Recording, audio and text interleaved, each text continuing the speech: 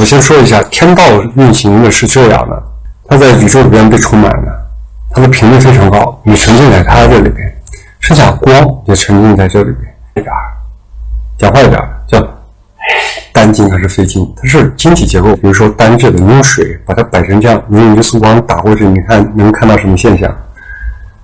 结构是什么？咱们先说一下啊。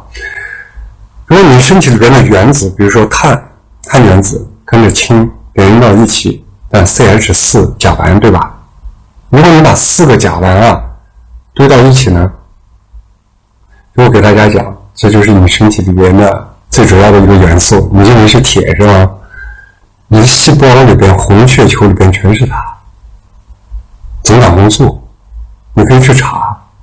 那咱们现在把它定义成铁了，这不是很笑话的一个事情吗？它这个晶体结构不同嘛。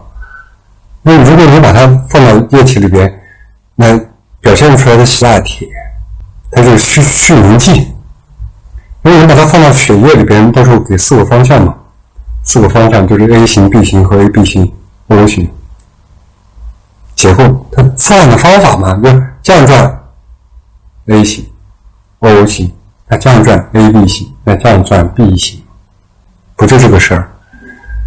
所以我们现在在讲结构的时候说，如果是 CH3 的这种结构，你的血液如果是这种结构的话，你在中间可以导入空气呢，导入空气会有一个零存在，而你根本不是去吃饭获得的能量，而是在环境场里边，你跟普朗克常量往下的各种能量级产生共振，你获得能量。就好像你是个筛子，你筛子得足够的细，你才能把能量把它固定下来，所以所有的核辐射的释出的东西把它保护起来，把晶格打碎。你要把它保护起来，它也没有放射了。那硼作为减数剂，那地球上电磁的保护的最好的东西，给大家讲，就是陶瓷，它是最主要的电磁的一个保护剂。这个事就很重要了。那我们为什么晚是用陶瓷呢？就因为它特别容易清洁。为什么容易清洁呢？没电性嘛，是不是？它不会让你的原子，就是我们叫做原子分裂。就是我先讲一个顺序啊。真正的那个地表上的90%多的水都是怎么来的啊？太阳向发出光，是3个波，它就降过来了。它的矢量是2进制的，就是它的电是结构，还有是什么？结构带的振动的频率，所以它是个复合体。先是3根，它实际上是9根，从外面开始绕，先跟前3根绕到一起啊，就变成中子了。